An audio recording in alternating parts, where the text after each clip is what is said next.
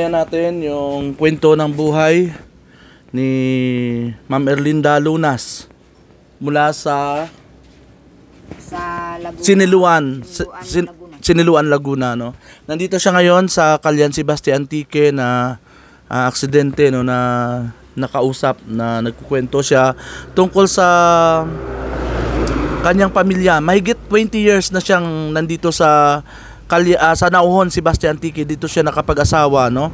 Pero pakinggan natin, tunghayan natin ang kanyang kwento sa mga nangyayari sa kanyang buhay, no, sa matagal ng panahon na hindi siya nakauwi doon sa kanila sa Siniluan, Laguna, at kung sino man ang nakakilala sa kanyang mga kapatid diyan sa Siniluan, Laguna, maaari lamang pong i-share natin ang ating video na ito upang matagpuan yung kanilang kapatid na matagal nang hindi nila nakikita.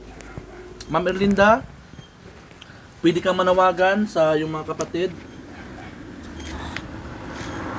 Ate Emily, kung narinig mo man ako, sana manawagan din kayo dito sa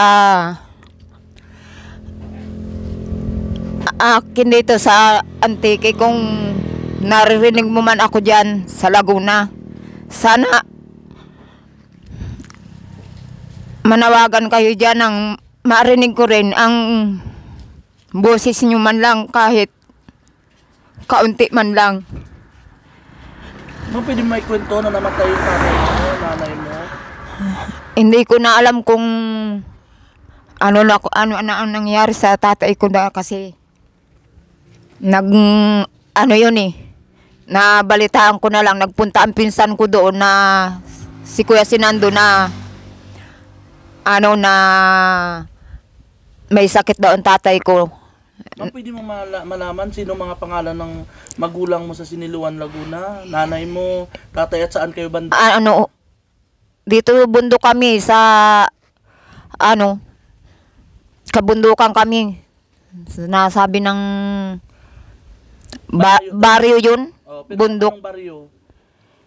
Hindi ko na maanuhan kung anong baryo yun ng dahil buhay ron ako na dura doon sa amin. Pero ma'am, anong pangalan ng tatay mo, ma'am? Edmundo Lunas. Nanay mo? Julia Basi Lunas. Mga kapatid mo, pangalan nila? Si Emily, Berillo, Vilma, Julieto, Eduardo. Mga Lunas family. Lunas family. Doon sa Siniluan, Laguna. Tumagan ka na nandito ako sa Nauhon Sebastian Antique. Kwento mo sa kanila para maririnig ka nila. Ate, kung naririnig mo man ako,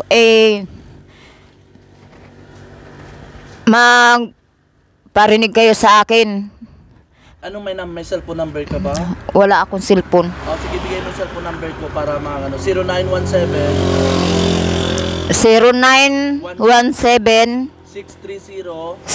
20 90. Pwede silang kumontak para madali ka nilang hanap. Kumunta kayo dito kay Kuya Glenn. Kung marinig nyo ako dito sa Antique. Tapos kung makita nyo yung video na to, ako ito. At kung makita mo ang video na to, ako ito na kapatid nyo. Sino pangalan niya? Yung email? Emily. Ha? Emily Berhilio Vilma. At yung pangalan mo, Erlinda? Erlinda Lunas, no? Na nandito sa Nauhon Sebastian Antique, no?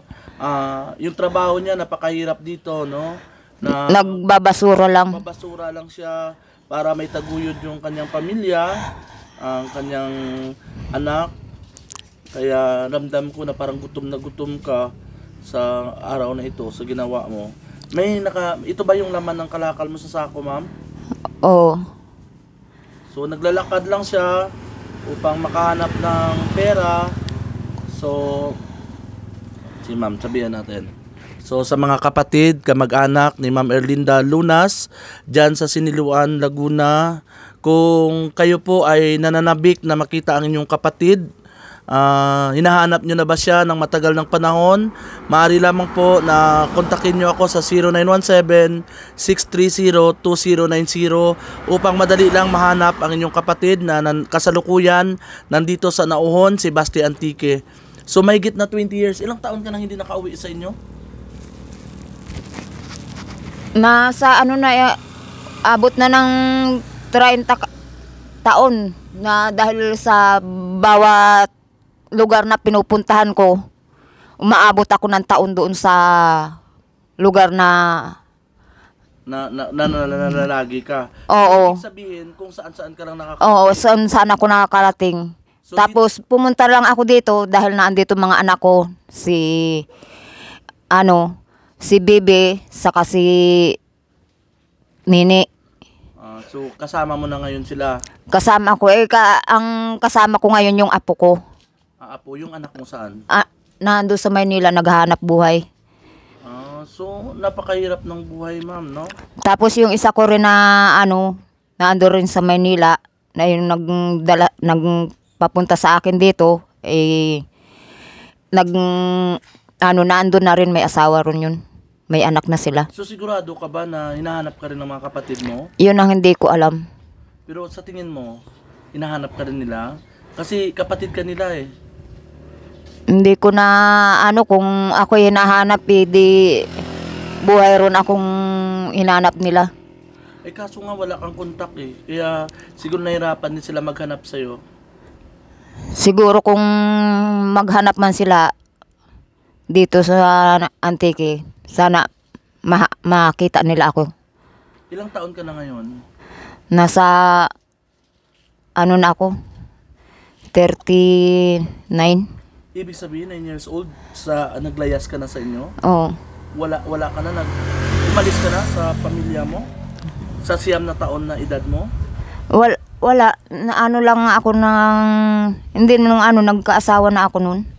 Kaya 39 years old ka pala ngayon. So matagal na, kumbaga hindi ka na nakauwi simula bata ka, nag-stowaway ka na. Naglayas, naglipat-lipat ka na ng mga lugar.